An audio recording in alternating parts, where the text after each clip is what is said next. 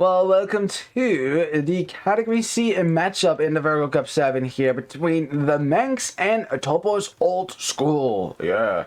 Alright, let me introduce the players real quick here. We'll just start with red for no particular reason. In red, we've got Carlos Alfredo Concepcion.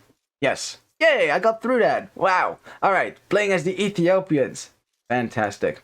In the yellow, we've got Bakuno playing as the Berbers. That's what we thought. And then in the purple, we've got Draka playing as the Vietnamese. Unless it's Dratka. I guess it could be Dratka as well.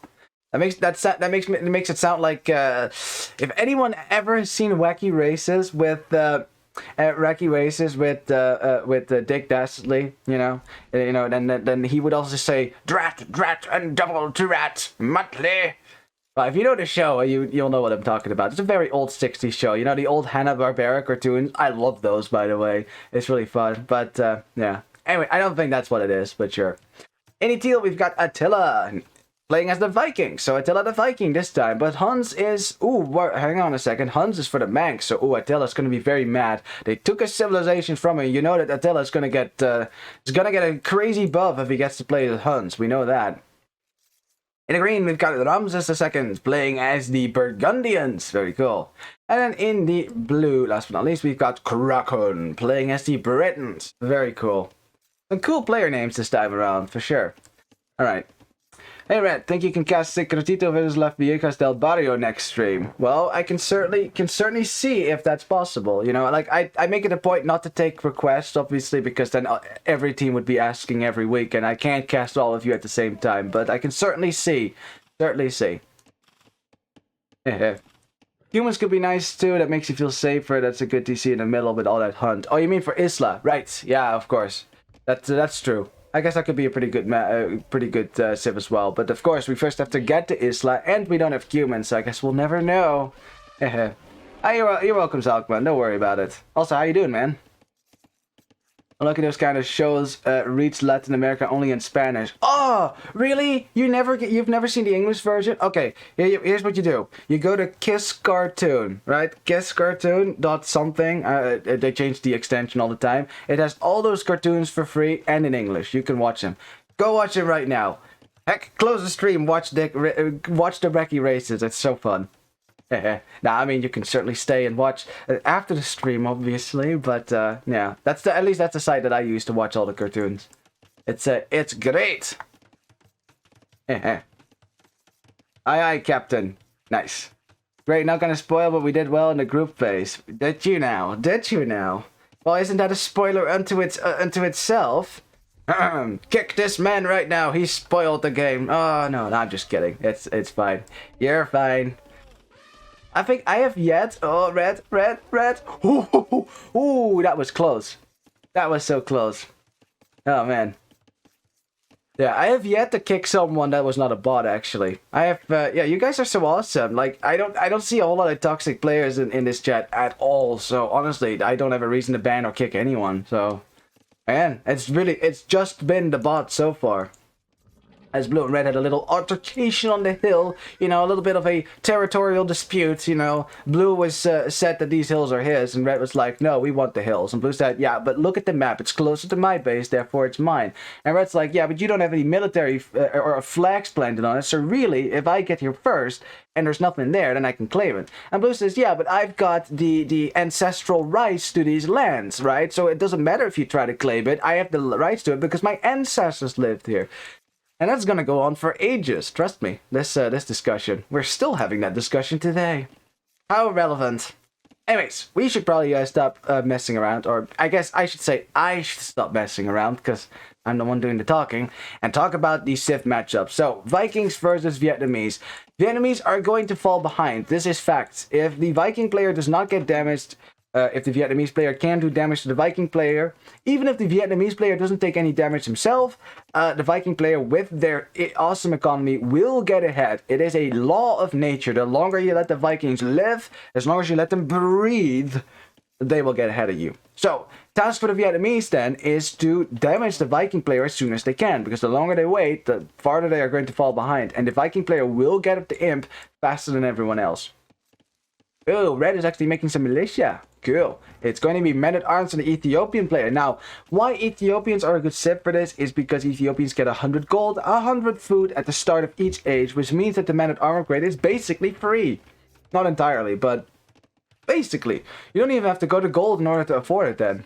You do have to go to gold to get that third militia though. But yeah, if you want to, you don't have to go to gold. Now, of course, Ethiopians would always go to gold because you want to get your archers out, which fire faster, which is nice. But that is the only eco bonus they have, by the way. That's it. So it's really just that little bit of gold and food, which is nice in feudal age, okay in castle age, and meaningless in imperial age, right? Because you probably have way more out then at that point. All right, last year we have Britons. I don't have to say anything about Britons. Britons, of course, if they have a good uptime, which, kind of a late uptime for blue here with Britons. Like the Ethiopian player got up much before that. Britons, of course, as soon as they get their archer ranges up and start spamming archers, they are going to be very happy. But the question is, will you get your archer ranges up, blue? 94%! No, that barracks has to go up, otherwise blue is in so much trouble. Uh-oh. Oh, yes, look at this. Blue is sending so much right now. Men-at-armor upgrade is coming in. The scout is coming back. Red, though, waiting for that men-at-armor upgrade. 14 seconds away. Blue needs to get this barracks up. Otherwise, he's not going to be able to build archer ranges to get archers out. Okay, yeah, blue, very smart. Build that barracks first, then chase. Now the men-at-arms, though, they're getting a few downhill hits as well. Scout trying to fight as much as he can. Red wants that villager, though, but first focus down the scout. Now he can't be blocked anymore. Blue trying to go for an archer range, but there's a weak villager right there. Red, blue. One village down, another village down, blue. Why are we building an archer range from the outside? Red lost his scout over here, but I'd say that this freaking rush has been pretty successful, especially since blue is going to drop a tower now, kind of on his berries in his archer range. He made his own militia as well, but that was a waste of resources, I'd say. Blue is a little bit on the back foot here. That was a great rush from red. Again, it's all about speed, timing, and doing damage, right? If you want to go for men-at-arms. Otherwise, nope. At low level, they're great because they allow a bit of misplay in early Middle Ages. Also not the best tower. Yeah, it's... I don't know about this tower. I'd rather have this tower close to your woodline or on your gold, right? Because this tower doesn't really defend a whole lot except for your farmland. So I don't know. Oh boy. Well. Oh, you were talking about Vikings, right? With the middle level, yeah, for sure. Vikings, you can get away with a whole lot with Vikings, just like with Mayans, because their economy is so sick. Some civilizations are more approachable for like players that have trouble keeping their TC running in the mid game and things like that. Like me, it's less punishing if you don't do that. Whereas with Vietnamese, if you stop your TC any second, you're just gonna fall behind even further. We have red showing up at archers. These archers do not have fletching yet, nor do the archers for blue, obviously, because he doesn't have the wood for a blacksmith right now. And blue is in jeopardy. We also have a snipe. I think yellow managed to snipe something. Yeah, look at that. Yellow managing to snipe 2 villagers in the Burgundian base. He's going to run away with the scouts now. And green is not happy about that one. Green's like, you what, mate? You what? Ooh, the micro there from red. Very good. Very good. Look at that. 4 archers down for blue. Only 1 for red. Wow. The Manks have shown up to play, especially on this side. Red is dominating blue right now. And that is a problem for Topos. That is a big problem for Topos because you have Britons. And you want Britons to shine, right? Britons are usually the player that will be pushing. Oh, you mean Ethiopian eco bonus. Oh, okay. I get you. Yeah, Britons. This is the time that they shine, right? I mean, or well, actually, mostly castle age, but still, like with more archers, your ranges produce faster. The thing that also applies to the Viking player, by the way, which is why having Britons is always so nice. It's troubling if the Briton player can't push. Well, the barracks has gone down, so I guess no spearmen for you. Which there is some scouts coming in. Wall it in. Oh no, the blacksmith not up as well. I was already wondering why we were gonna build that at the front. So no fletching for these archers. I mean, luckily red also didn't get fletching. He still hasn't gotten fletching. Is he gonna build a blacksmith ever? Okay, he did build a blacksmith. Okay, let's get fletching. How about we get fletching, red? That way we can actually kill stuff. Ooh, here comes green though. Green got 7 scouts. 7 scouts. They could certainly kill this army if red is not paying attention to this. Yellow isn't here right now. Yellow's scouts are all the way on the other side of the map. So let's see if green can get a good engagement in. No fletching on these archers. That's coming in 10 seconds ago. Man, imagine having fletching right now. This archer army would, well, at least more archers will be alive. At the end of the day, I think the scouts will still die here, though.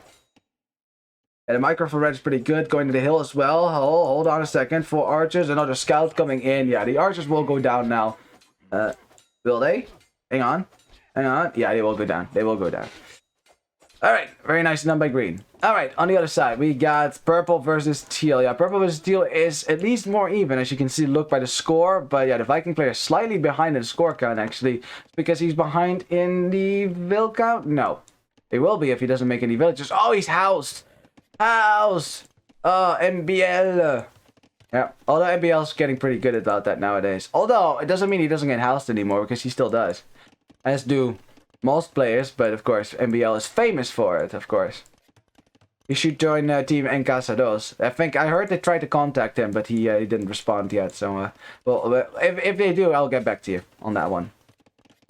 Yeah, trying to find a way into purple teal space, but teal's fully walled, so he's okay. And right now, it's really blue that is completely open, and it's always funny, right? When players feel they're on the back foot, I don't know why, but they feel less need to wall for some reason, even though they're on the back foot. Like it's almost like blue assumes that anytime he goes out the wall, now he'll just get destroyed. Which, I mean, he might very well might, because here come the Ethiopian archers again. I think maybe walling this left side might be a good idea, though. Like it's, you know. He's not going to be up or first, and compared to red. Red's going to click up way before him, that's for sure. Yes, we have yellow on the way to Gaslight already. We got purple trying to break through the gates. Green is about to click up, but he's not quite there yet. Oh, bye. Ooh, Nico, how you doing, man? How you doing? And also Max, how you doing? Still open on the right, though. Yep, and blue is going to fix that. Blue is not going to fix it, though. The archers are there. Yeah, this could have happened. This could have happened 4 minutes ago, right? But red left the base on the left. Like, I think this is also just like doing multiple things at the same time, multitasking. It's trying to get your economy up and rolling in order to get to the castellates, as red just waltzes right in and snipes 2 villagers. Bam, at the same time too. And a 3rd villager. And a 4th villager. Ooh, very close. Ay. Yeah, blue is getting dominated right now. This wall could have been up. You know, this was not necessary. So this wall could have been up by now, I think. That's something like for next time, right? For next time, blue can remember that. Like, also, if your archer chasing men at arms, the archers are still here. And red, he knows he's not gonna get. He knows he's going to lose his archer army at some point. Although yellow is here now as well with a lot of scouts. Red and yellow destroying blue right now, and if blue thought he could take a nice fight, nope, because the green isn't here. Green doesn't have any scouts right now. Green was trying to get up to the castle age, which is nice, but blue is dying as a result of it. Ay. More emotes. Hype. Hell yeah. Although that one isn't mine, actually, I think. Ooh, Javier, how you doing, man? How are you doing? It's, yeah, I mean, the tower is... I mean, again, look at this tower right now. It doesn't do a whole lot, is it? I mean, there's like 5 villagers just trapped in there, basically. If the tower had been more close to the gold over here, it would have been better, because this wouldn't have happened. At least not like this.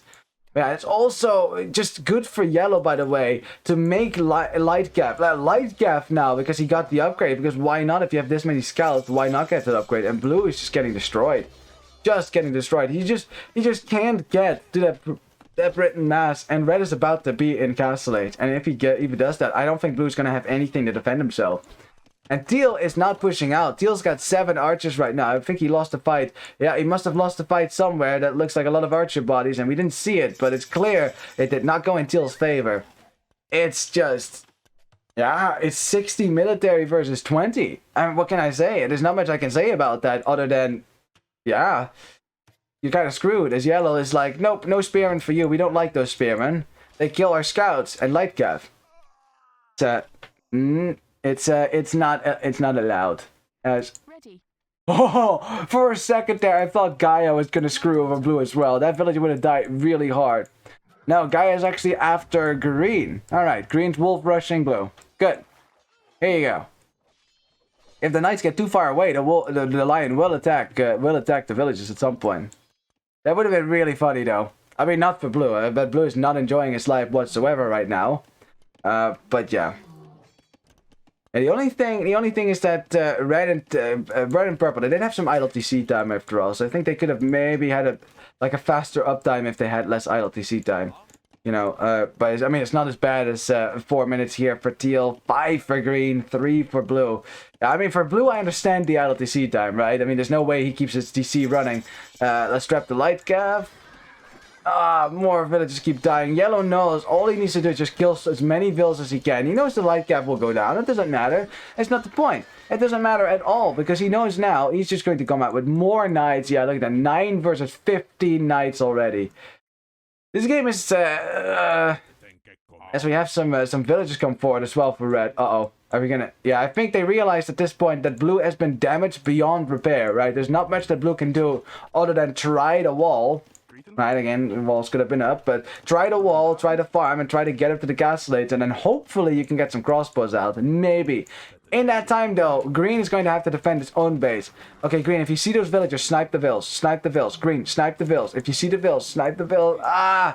If only he was Franks. He's fake Franks. It's Burgundians. They don't have the line of sight on their knights. And guess what? That would have been so helpful here. Because if he had sniped those villagers, red would have been unable to do what he's about to do, which is drop a siege workshop. That's what he's going to do.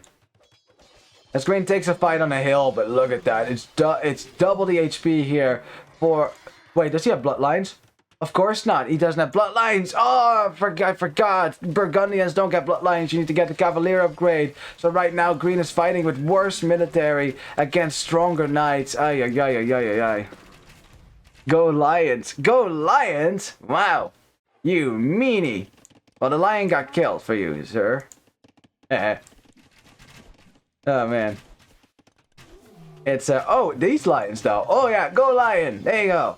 Nope. Nope. Lion denied. As we have... Oh, no. No, I know.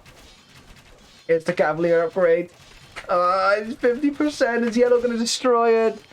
Oh, you gotta be kidding me, right? Green is probably looking at this. He's like, oh, come on. Come on. He's not going to get it, though. Nope. That stable is going to go down. And Yellow has no idea. He's denying the Cavalier upgrade. It's a doubt Cavalier. And now Green can't take the fight. Yeah, the GG is called. Ay, ay, ay, ay, ay, ay, ay. This was a disastrous game for Topos Old School. It really was. It hasn't been close this entire game. This was absolute domination by the Manks. I mean, there's no other way to put it. It just was. It just was. I mean, look at the military count, the vill count at this point. It wasn't very close this time. It started very early on. It never let go. Jeez. Man, I would make an awesome song if you see the vills, snipe the vills. If you see the vills, snipe the vills. If you see the vills, snipe the vills. Well, I mean, feel free to make a song. You can certainly, you can let Hardy know about it. He makes all those AoE 2 songs, right? There you go. You can write some lyrics for him. He will be able to make a song out of it. Although you'll have to get T90 to say it because he only makes T90 songs right now, or for T90 at least. I don't think he will do it for me. I'm only a small caster after all.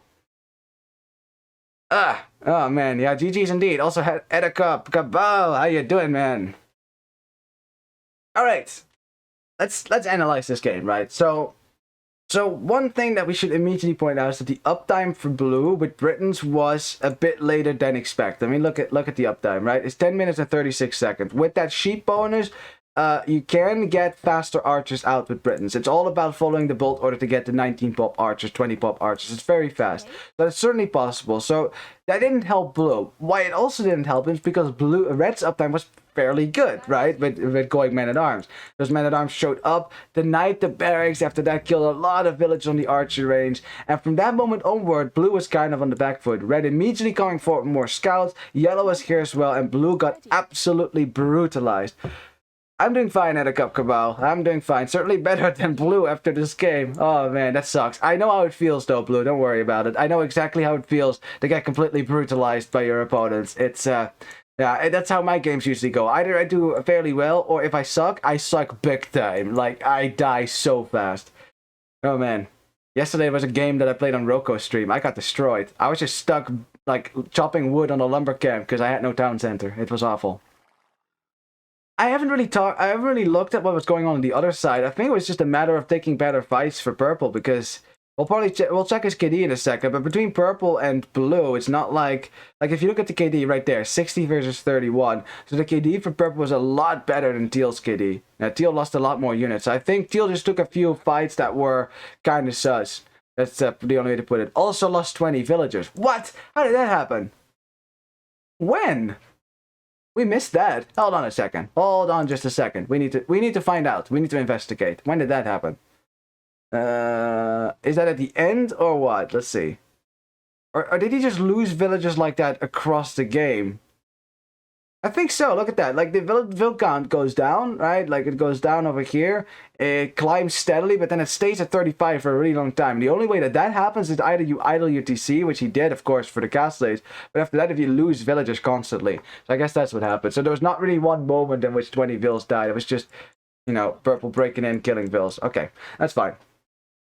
All right, but yeah, of course, the big thing as well was that green basically underproduced. That's the way to say it. If you see that your flank is dying as blue is, I think it's important for green or the pocket in this case to overproduce, right? Just make a lot more, even if you have to drop a second stable and just make a lot of scouts. I know as Burgundian you have this, you know, this drive towards the castles because that is your time to shine, and it really is.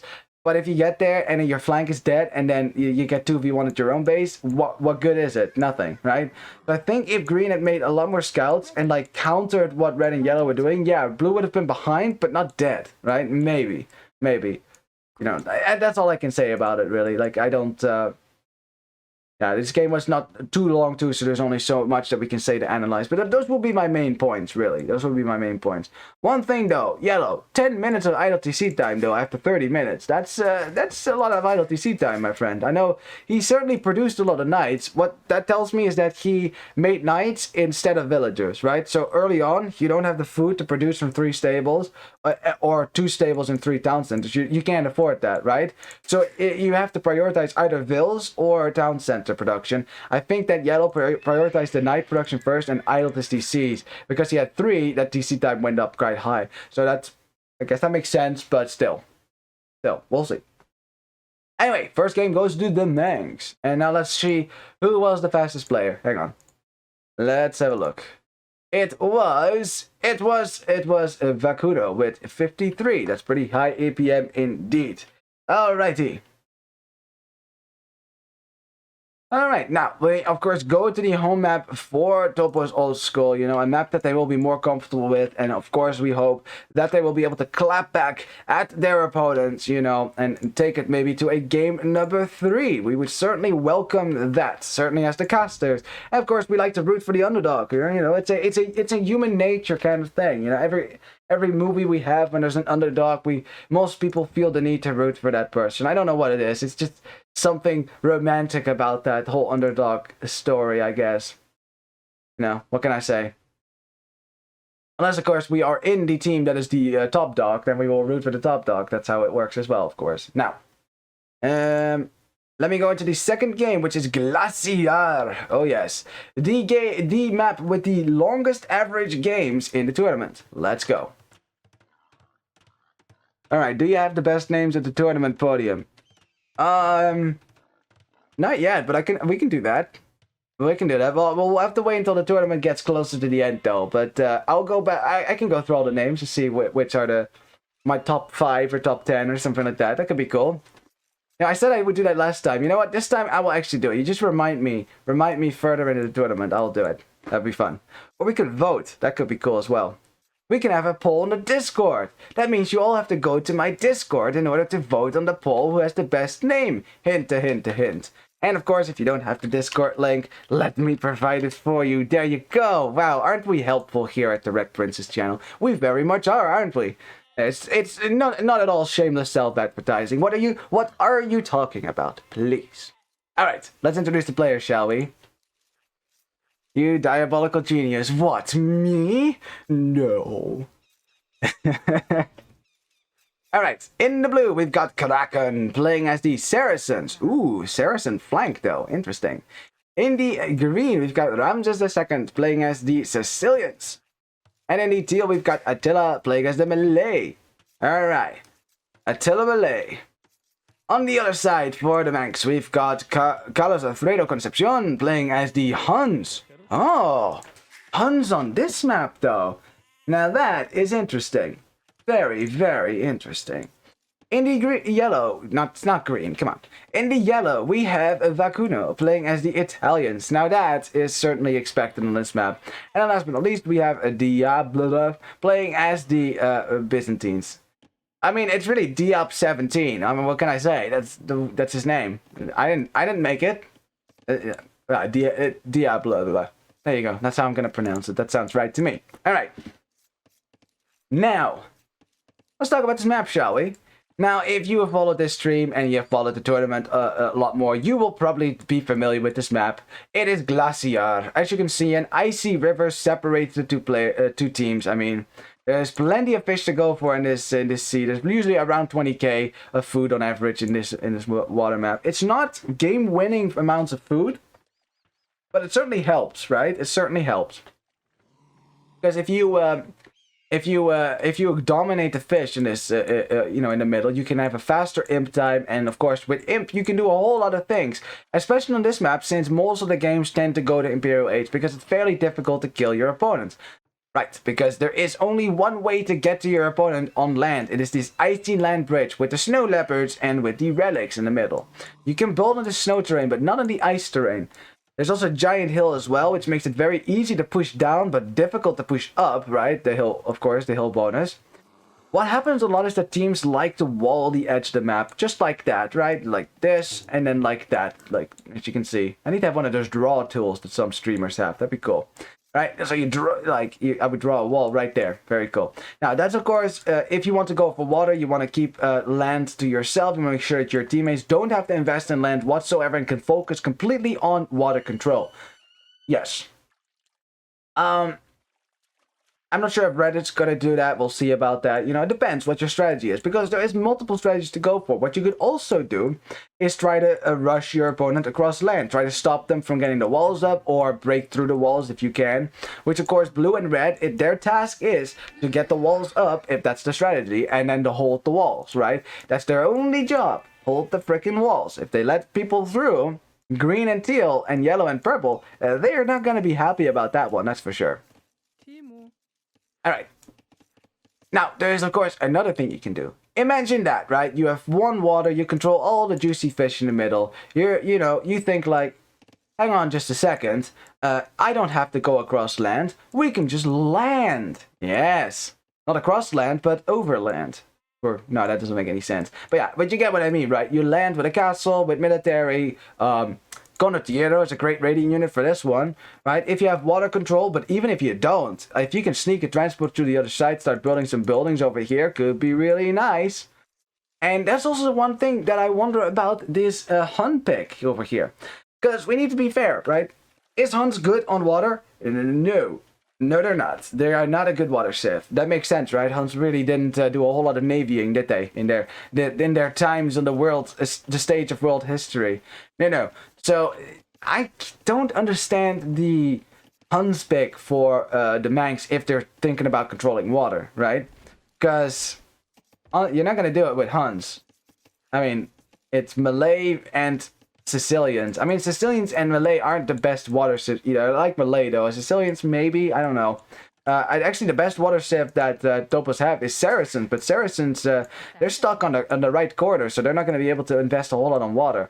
The faster firing galleys would be really nice here, actually. Give me Malay in this map and I'll carry you, says Javier Malay. Yes, indeed, Javier Malay will carry with Malay. We have seen it before. Very cool. Right, well, we have blue and teal both over here, and now noticing that the Byzantine player has not walled up his map. I like that red is going to wall up his gold, because you know that these scouts will try to get a snipe, obviously. It would be very annoying. Red doesn't want that to happen. I like red civilization. Byzantines in this position, though. I think it's one of the best civilizations to have on this map. 1, if you go to water, you got dominating fire ships. 2, fast imp is a possibility. 3, defensively, best freaking civ in the game. They're not called defensive civ for no reason, right? Like they're called that for a reason, obviously. All right, give me. Oh my God, the icon that you added. Which one?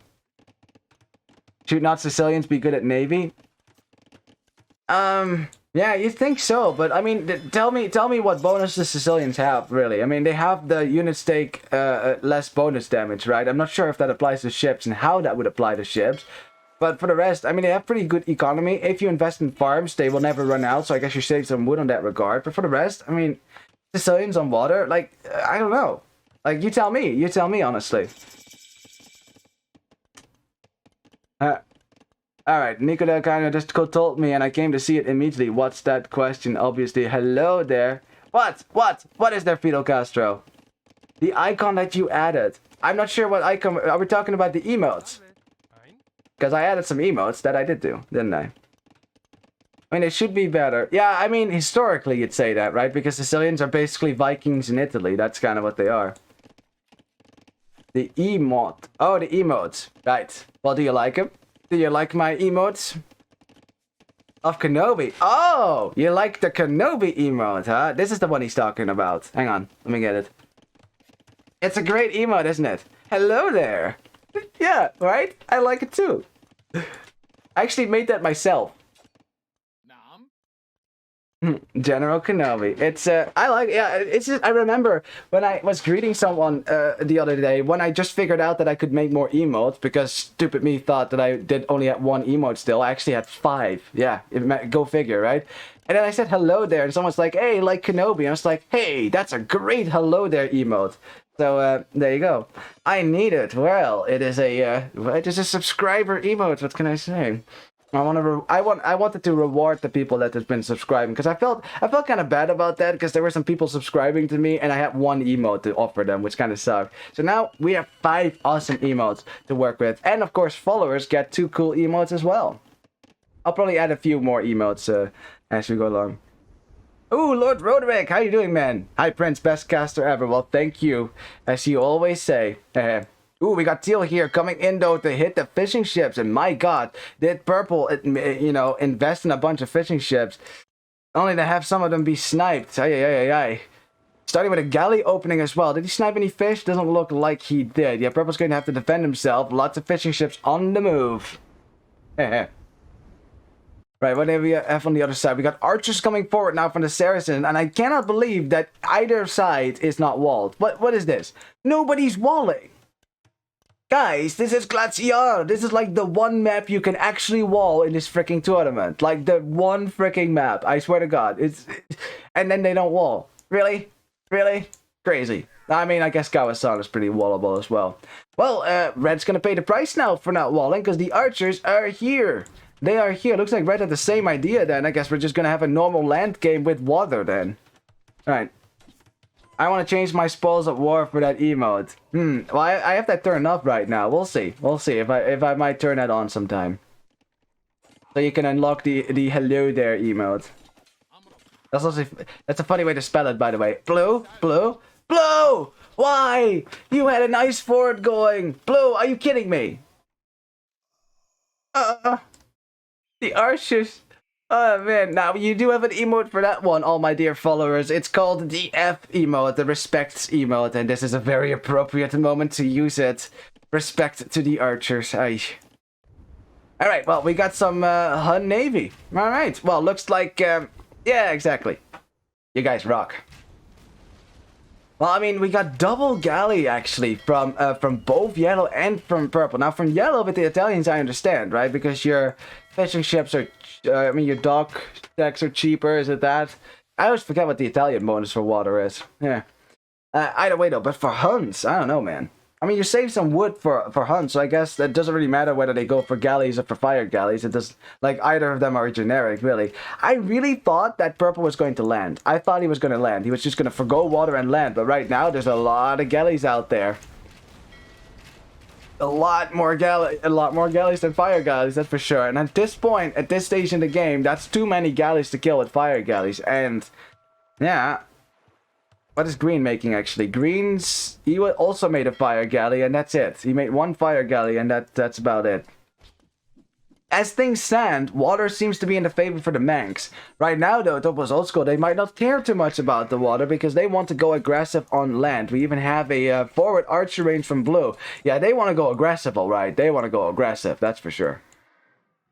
That also means, though, that their opponents will be allowed to fish freely without opposition. I mean, Blue's not even gone to water. That would have been a waste anyways.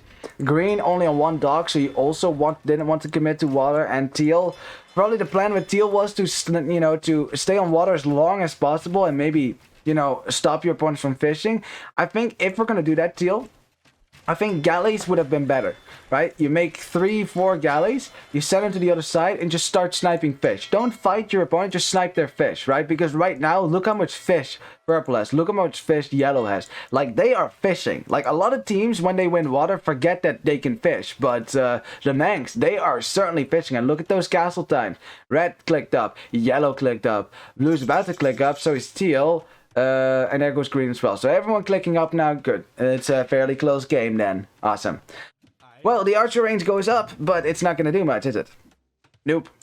Nope. Skirmishers will deal with these early archers, and this villager is close to dying. Especially now that Mother Nature comes in to kill, deliver the last blow. Ah, Gaia hates Blue as well. Okay, quick wall. Let's go. Quick wall. Oh, but you can't quick wall on the ice terrain. Now she's dead. Okay, the archers can save her. Blue, no, she could have been saved. No. Rip to the Vil. I guess the snow leopard is happy it can feed her cubs now. Okay, well. In the meantime, Teal getting destroyed. No water anymore for Topos Old School, that's for sure. It looks like after 20 minutes, the Manks dominate water, which, I mean, it's bound to happen one way or another, right? Someone is going to dominate water, and if you only go to water with one player, you're unlikely to win it when the other side, really commits to it. And I mean really, because Red is defending on land, he's also committing to water. So good job for Red. And I think the fact that he didn't wall anything helps a lot here as well, because now he had a lot of wood left, wood saved at the fishing ships and things like that. Also, look at that. Barely any farms, because you don't need any. You got plenty of fish working right now, whereas Blue needs all the farms in the world. And it looks like Blue is finally going to wall now and go for a stable. All right. We're switching it, we're adding a stable as well. Good stuff. Now, again, losing fish doesn't equal losing the game. This is Glacier, not Nomad, it's no, not Nomad. What's the Islands? There you go. That's the one where you can't lose the fish. And 1v1 Nomad, you shouldn't lose the fish either. Anyway, so we can still boom on land, right? I mean, there's still possibilities. You could still come back on water. You just mine stone, you get a castle up on the shoreline, dock behind that castle, and just come back to water, right? It is always possible. You could always go for a sneak dock. If Purple is still busy hunting down every single last ship on your side, you might be able to get a sneak dock up and maybe a transport ship and maybe a forward. Ooh, because look at what the Hunt player has. Not a whole lot. Although, actually, I lied. Look at that. The Hunt player instantly recognizing we have won water. Now we're going to do land. Oh, that's really good. Yeah, that's really good, actually. Of course, it's always going to be annoying for Blue to try to get this wall up. He will not be able to get this wall up because, oh, look at this. This perfect point for the ships to sit. That's not fair, actually. That doesn't always happen, So usually this is like land or something like that. Or it's like, I don't know. Yeah, that's a great point to sit, actually. Alright. Attempt number 2. Green and Blue pushing forward again. Although Yellow is here with some knights as well. Italian knights. Alright. Now, for now, that is okay. But I think Italians at some point better switch in Genoese Expo, man. That is the best unit that they have to make, really. If not condottiero rates. It's not like Yellow can't choose to go for that, since they control water now. Like, if you have this much water control, you can always land and get condottieros out in Imperial Age. Now, what I want you to do with this navy here, Yellow, you take a ship, put it here, and here, and here, and here, and here, and here, and here. That way, you control the entire shoreline instead of nothing, right? Because if they had done that, they might have spotted Teal's little foray here. And Teal, he's going to be very sneaky about this. Let's see what Purple can see. Purple can't see the edge. He didn't get downwatched yet, so he doesn't see this. If Teal sticks to the edge, Purple is never going to know. And there's so much space here that Teal can use to build. Where's Purple's knights right now? The knights are going to the right. Oh, perfect time to strike for Teal this. Perfect time to strike. Let's see how he's going to do this. Oh no, but Teal, he's letting himself. He's letting it know. Letting Purple know that he's letting him. Oh, Teal, mistake. Why? Why? You just wait. Imagine. Imagine if he had just waited. Just get some docks up over here. I mean, docks. Stables up over here. And then do the melee rush, right? Because that's the idea. Get some cheap elephants out. He would absolutely destroy Purple. But now, Purple, if he pays attention to this, and you'd think that he does, he's gonna react to this. At least said night, something like that. Also, these fishing ships can see this stable. So now Purple will always be able to see there's something there. Ships being very annoying to the villagers which want a siege workshop on the hills. It looks like Topos only does. They want to... Topos only does. They want to push down this hill. As Purple is going to try to sneak around with some knights. But that's not going to work. No, the crossbows will see that. As, oh boy, that's a lot of knights though. And I don't think the 22 knights are going to do the trick here. There's only 25 archers here for blue, and they're not even all forward. Only 20, which means you need 2 shots to kill these knights. Green is busy fighting yellow on this side, which means that purple can take out everything that blue is making right now. And again, this is just going to slow down everything. The villager got sniped as well, which means the siege workshop is not up. This villager's still here. I'm not sure where she's going to go. Alright. I guess no one's going to notice her then. Day 57. They still don't know I'm here. Well, if you're just going to stand there, I mean, Red's going to see this at some point. Alright, now we got melee elephant rush, but look at that. Yeah, see? Now we have the hunt player reacting to it. And what's the hunt player going to do? Get a lot of monks out and convert your elephants. Yeah. And honestly, they're just melee elephants, so, you know, they're not that strong. They lack the second armor upgrade, right? They don't have bloodlines either, so... Like, melee elephants are trash. They really are. Yeah, and there's your first conversion, and that's never gonna stop. Yeah. If Teal had hidden his stables right here in the middle, right? Right here. Don't attack anything. Just go to the middle. Be sneaky about it. Don't let Purple know that you're here. Purple would commit all his knights to the right. Be busy fighting on this side, right? And you would suddenly show up with 20 melee elephants. There's no way that Purple reacts to that in time. Like, there's no way, right? No way. But I think Teal just getting a little bit antsy about doing damage. Went in too soon. Yeah, I honestly, like, this is why I'm not trying to be hard on anyone, of course, or anything like that. Like, really, like, I don't want to be hard on anyone, but the thing is, I can see a world in which that rush would have worked. The melee elephant rush would have totally worked in that situation. It really would have. But now it's going to be really difficult. If Purple handles this well, yeah, look, you just convert some elephants, and now suddenly it's, you know, a bunch of elephants for purple, a bunch for blue. Again, you're not killing town centers this way. Now, I do like the light cav addition to kill the monks. That's good. That's going to force Purple to come up with something else, because now he's going to just lose his monks if he's not careful. That's good. Yeah, so the light cav are good. That's good. Yeah, we have Yellow finishing that dock off to make sure that the melee player can get back. We have pikemen now rushing up the hill. Oh boy. Byzantine pikemen, they're cheap indeed, but they will do the job. They will kill all those knights if blue is not there to snipe them. And blue is not there to snipe them. He's trickling forward the crossbows right now. But blue still does not have the mass necessary to take a fight here and really help green take a fight against those pikemen. In the meantime, I mean, purple losing some villagers there on the gold. That's good. You know, purple down 4 villagers, but still, more monks coming out. Let's see, how many conversions are we going to get this time? 1, and 2, and 3. There you go. And look at that. Half the army is now purples. And purple's got some knights here as well.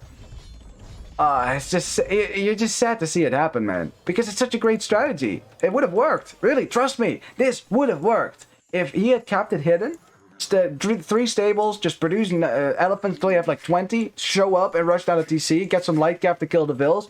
Those town centers would be finito. Purple would be out of this game almost, like if you do it well.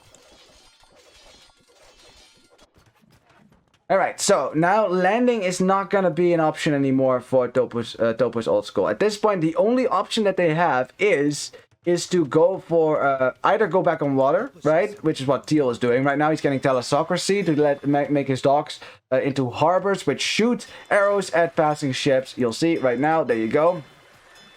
So look at that. These docks can defend themselves a little bit. You don't want to get... I think you need to get fletching on those as well, huh? Yeah, look at that. They do 3 pierce damage, but they have 14 bonus damage versus fishing ships and ships. Very nice. Alrighty then, we have red trying to drop a castle, but this time around there's enough crossbows for blue, and this time the pikemen have all gone down, and that is a doubt castle, my friends.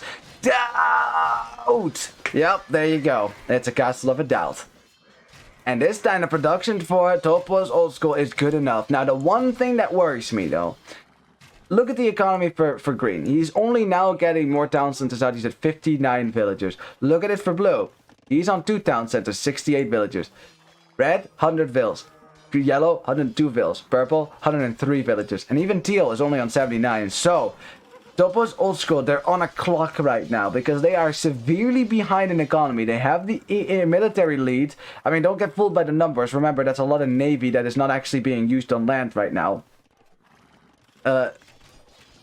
But they need to do damage soon. They need to do damage now before everyone clicks up the imp here. Because as soon as everyone gets up the imp, it's going to be terribly difficult to push them. Terribly difficult. Especially the Byzantine player will just spam halberdiers for all he's worth.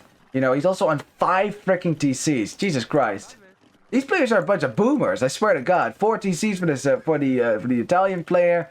Only 3 for purple. I can't believe I have to use the word only.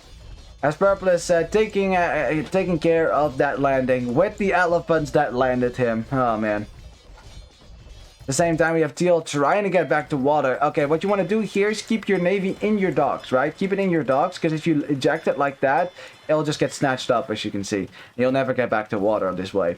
Yeah, just mass them inside the docks. You got 10 space, garrison space in there. Maybe a few demos in there would certainly help. And then just pop out all at once and you're fine, right? Or you just wait till the harbors to kill all your units. I guess you could do that. Ooh, what's going on down here? We need to check. Another castle from red and another doubt castle. Red! Red! Double doubt. That's really funny. Okay, well, another doubt castle for red because he's not going to get that up anytime soon, that's for sure. No, no, no. That castle is denied for now, and I don't think that blue and green are going to let him get that up for now as well. Yeah, more military streaming forward at this point. As red is selling some food. I'm not sure exactly what for. Play for some upgrades on... he's got some crossbows, and there's a lot of archer ranges here, so I guess crossbows is the way to go then. Green in the meantime running into the back of red's base, and red's got no defenses except for town centers, so that's going to be really difficult. But we got the Italian players spamming knights as well. Those can be cavalier after all. Yeah, okay, we got green on the way to Imperials as well. Red leading that castle, so he's going to give up on that and build it somewhere else. Yeah, I mean, red, I must say, red, he's done a good job defending so far, but he's never walled, so his base is really open, right? And it also leaves his teammates at a risk as well. So it's been risky play by the Manks, that's for sure. Doubt will go up. Yeah, doubt has gone up. Oh, you mean the other doubt? You mean Ramses doubt? Is that what you're talking about? Nah. Well, doubt usually has pretty good uptime because of his macros, so there's nothing wrong with being a doubt, I can tell you that. What is something that is wrong, whoops, sorry, is having knights while your opponent has cavalier. That's kind of sus. Cavalier with the +4, so they will be able to kill all the crossbows. Blue, the forward army. Just before Imp comes in as well. Green now sacrificing its knights to let the crossbows back up to the castle. We have another castle attempt here for green, but it's getting really tricky to get that one up, I can tell you that much. Yeah, lots of F this time around, as red is finally going to drop that castle. He's going to be very happy about that. Now, of course, blue can obviously trap that down, right? It's downhill, but it is a Byzantine castle. Lots of HP on that one. Much more HP than the Saracen castle, I can tell you that much. Now, children, what is the unit that blue can make here that would be awesome against what the Manx is making? Got Cavalier from yellow. We got soon to be Paladin from purple, and we have a few, but not a whole lot of crossbows from red. All right, that's the quiz. What unit should blue make here? He's making Arbalest, but what is the better unit to make here? Hint. Come on. You know the answer to this. You know the answer. Petards! Yeah! That's it. Chantularo wins. There you go. Petards will destroy everything. It is men holding barrels of gunpowder. What are the Paladins and the Arbalest and the Cavalier going to do against that? Please. Scorpions. Yes. Oh, that would be a great option, right? We make petards and scorpions and we rush down our opponent. Very cool. All joking aside, it's Mamelukes. It's Mamelukes. It would be a perfect unit here, especially since your opponent is making so much cavalry. So honestly, that would be a great one. The problem is, oh, you gotta be kidding me. Teal is getting melee rushed by the hunt player. What? As Purple is now using his map control, yeah, to just transport some units to the other side. And just as Teal regains some water control, it's still too late as we have, yeah, Purple just destroying Teal at this point. Okay, this is forcing Green now to send units back. But remember, these are fully upgraded Paladin. And Paladin is just a scary unit, man. It's such a scary, scary, scary unit. And Teal did not expect to have to deal with land aggression here. He's making some elephants, but oh boy. At the same time, giant fight on the front. And man, having some Mamelukes right now would have been awesome. But look at this. All these Arbalests are stuck in no man's land as this giant Italian cavalry army is going to march right into Blue's base. And Blue's base is houses and palisade walls. That is not going to hold. There's no fortifications here whatsoever. Blue is going to die to this. This army can kill Blue right there. This is like just having some troops behind enemy lines. They're stuck. They can't come out. They're under siege in the castle. But as soon as the castle goes down, they will fall as well. We got Purple building castles to block the trade. Oh yeah. We're getting to that point in the game where the advantage for having fish and the military control for the Manks is starting to pay off big time. We have some galleons come forward now to maybe snipe fish, but it's too late. It doesn't matter at this point. Okay, well, this will be a doubt castle if Purple doesn't respond. Purple. And yet another doubt castle. Doubt! Yep. Oh, man. The Titanic of Topos. It is pretty Titanic right now, that's for sure.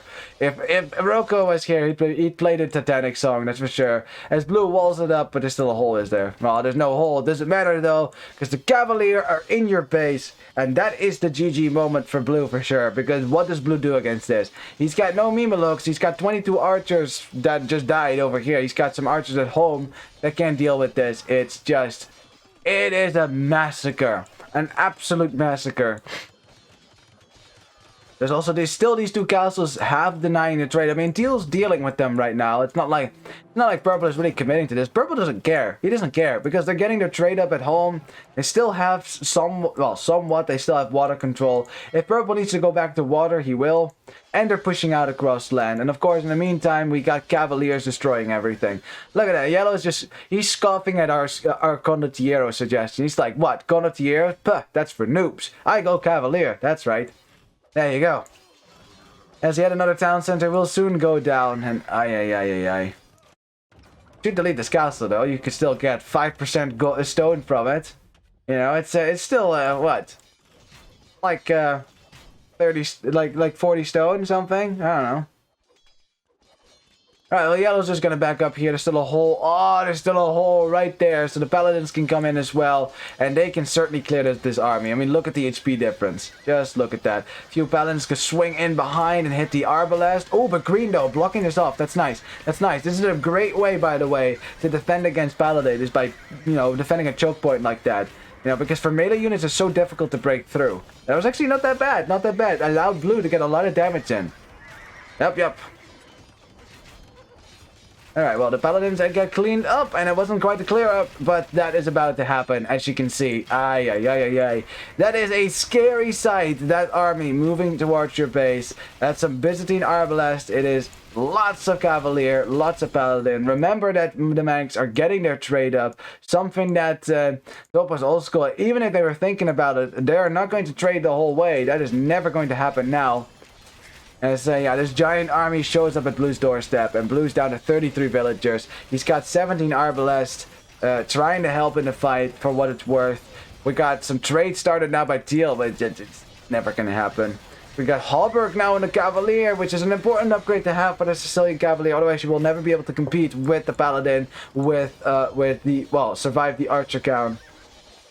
We got a monk in there converting a Cavalier. Yep, that conversion actually came in, and now that traitor gets killed. Of course he does. Ay, ay, ay, ay, ay, ay, ay. Yeah, there's just no stopping this. There's just no stopping this. 40 military versus 173. Green has a 67 economy versus 224. Forward castle now for red to consolidate their gains, and yeah, there's just... No. I mean, Teal's got control of the shoreline now. I think Malay with all those harbors is certainly helpful. It certainly makes it impossible almost to raid a Malay shoreline if you don't have cannon galleons, but...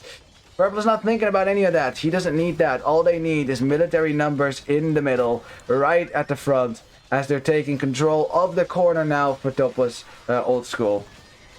I mean, Green's got a wall that, you know, dating back from the feudal age. Yeah, it's an ancient wall. It hasn't been maintained for years. You know, they didn't think that they needed to after the aggression. But now, unfortunately, short-sighted leaders will cost the lives of Green's base because... those walls will come down once the paladins show up at the doorstep. Oh yeah.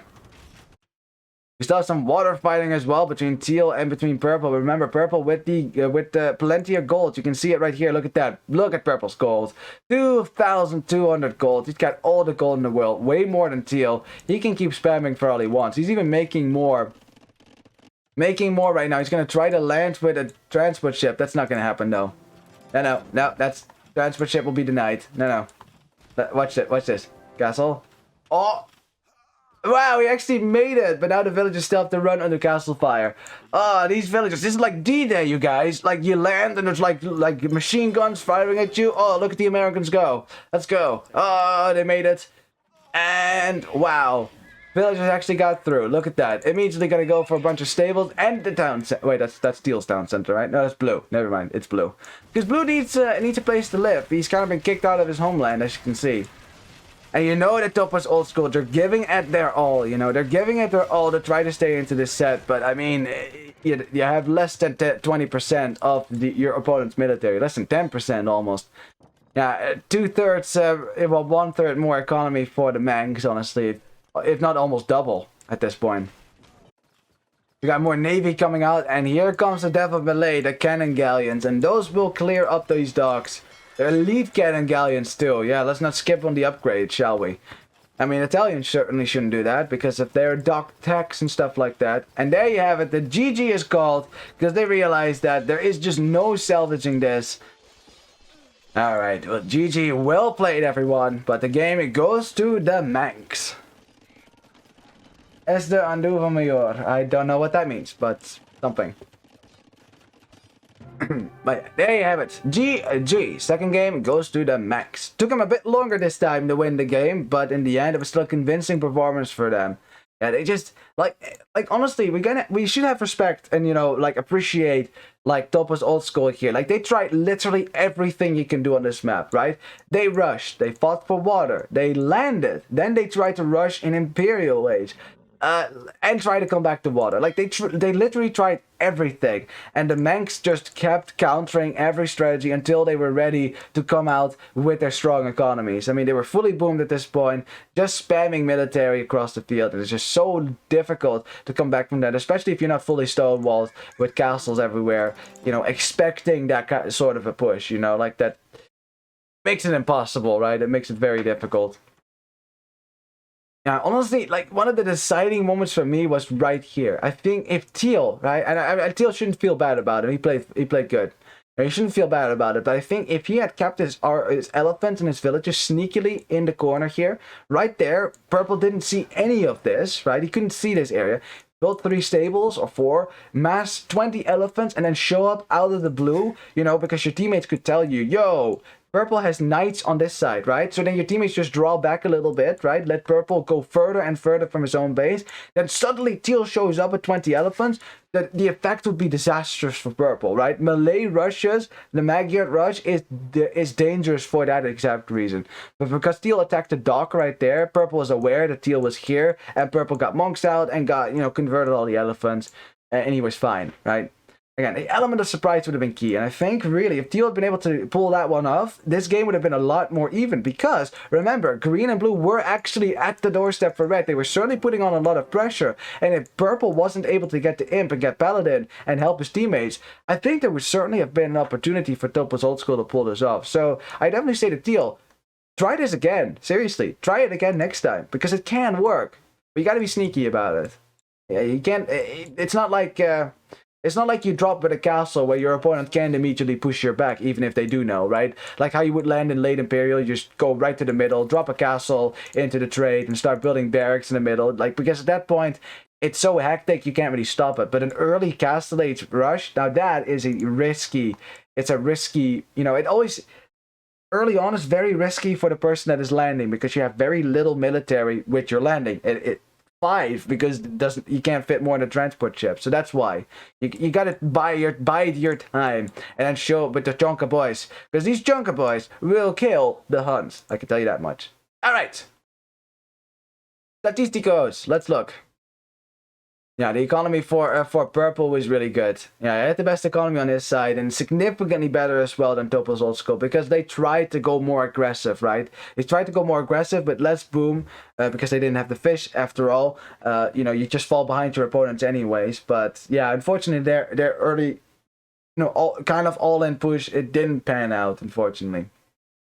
Honestly, next time, I would switch around Sicilians and Saracens, right? Have Saracens go to water, right, with galleys. See if you can win water. If you can't win water, drop some castles and go full Mameluke. Trust me, it would be awesome. Mameluke is a great unit. Ask the guys from Estamos GG. They do this strategy all the time. If you want to see how Mamelukes work on this map, I would suggest watch the games that Estamos GG played. There's one on YouTube. There will be one more on YouTube. They played on Glaciara with Saracens, and it was really, they did a really good job with that one, actually. They also used Goths. I mean, that might not be your style, but, you know, that's what they do. Anyways, KD. Yeah, great KD for purple there. With Paladin, you shred everything. Yeah, he played very well. KD for yellow, also pretty good. I mean, he lost more units, obviously. Well, maybe not. Comparatively more, I guess. But yeah. I guess we never got to see the Kondo Theater raids. Sad times.